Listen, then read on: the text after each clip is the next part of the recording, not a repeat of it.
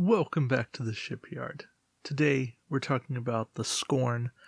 This was the prize ship for Arena OP way back in the first year of the game, in part of the first year, May of 2014. Anyways, Scorn is a Gorn ship. 3134, 22 points, Fed action bar, evade target lock, scan battle stations. 90 forward arc only, kind of bad. Has the Klingon maneuver dial with 1 banks green, 1 and 2 straight green, 2 white turns, 3 red turns, and then the 3 come about is red. Caps at a 4 straight, good maneuver dial. So that's all well and good. The ship itself is not a bad ship for 22 points.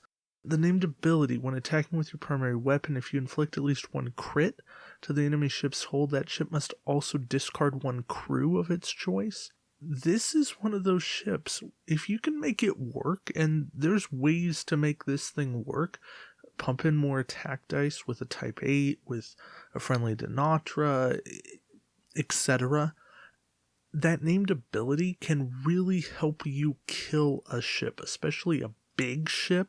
I'm thinking a Terok Nor, a Regent's flagship, Bioship, a Scimitar, those big ships that depend on maybe 1 crew or 2 crew even. This will do some hull damage. And if you can get in there, you make it work, and that's a good thing. The downside here is you only have 1 crew and 2 tech slots, so if you do want that weapon boost, you're going to have to figure out a way to make that work. And that can be tricky or pricey. Still, there's ways to do it. Creativity's up to you. The generic Gorn Raider loses a shield, loses a tech slot, so you're down to 1 crew, 1 tech, and that's reasonable. A 3133 for 20 points, it's okay. I really don't find myself running it, especially because there is the Gornaris, so you do have 2 options for named Gorn ships. And I like that, but I don't love running a generic unless I really have to save the points and I don't want to make that named ability work. But it's a named ability that I say, hey, maybe it happens, and if it just happens, I benefit. That's why I run the Scorn over the generic. Our captain is the Gorn Commander. Skill 4, talent slot 3 points. Named ability here is nice. Conversion is a good thing. Passive conversion works every time, and that's always nice to have. The skill hurts you a lot, but with Fleet Commander being a thing right now, this isn't a terrible option for your second captain. I'm not saying it's the best option, but it could work. Also cool for theme. Because this is a prize ship, we only have 4 upgrades. So our first, Gorn Pilot. Crew, 3 points. Action Disable. It's a bit pricey in terms of the action economy. And then just an extra 1 straight if you already did a straight. That's not really a great function for a 3-point card. I did make this work once with a Borg Tactical Cube, but that was a very situational approach. Ultimately, this is just a filler card, a card that's nice for the thematicism. You can use it with the Gorn, but beyond that, I don't see much use for it. We do get 2 tech. First is Impulse Overload. In the prize pack, it's a 2-point card. In the Gornaris retail expansion, this exact same card, exactly the same wording, is 5 points.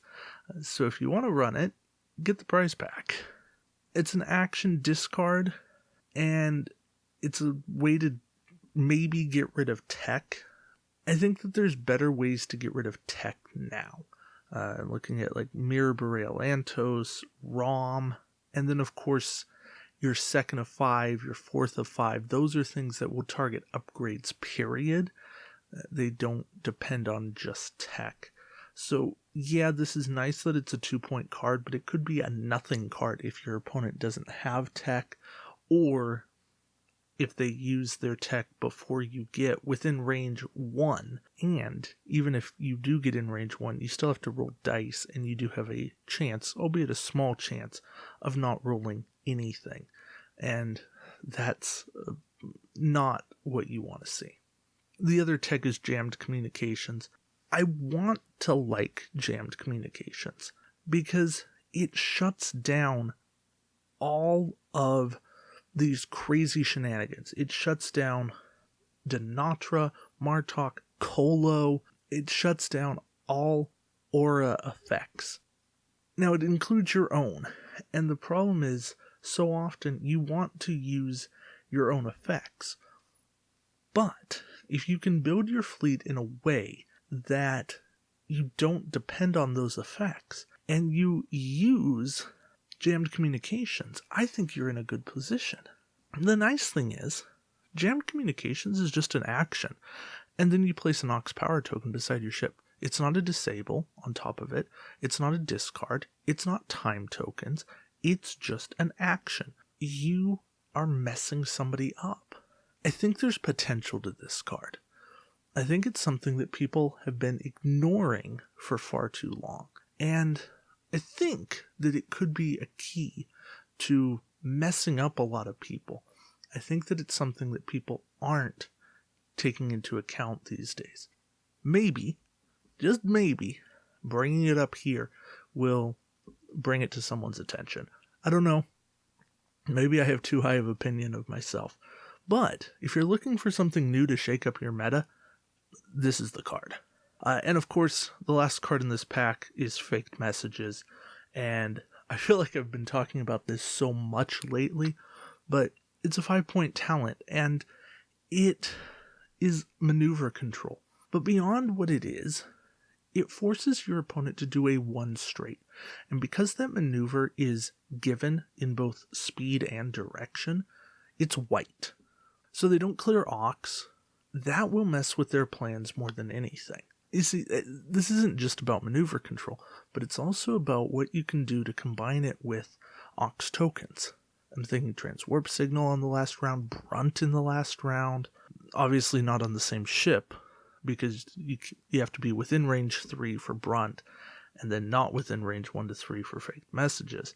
But there's something here. Now, Lure is a better card than Faked Messages, but if Lure didn't exist, Faked Messages would be a fantastic card, and we'd still think of it as one of the top talents, and even with Lure in the game, Faked Messages is a fantastic talent.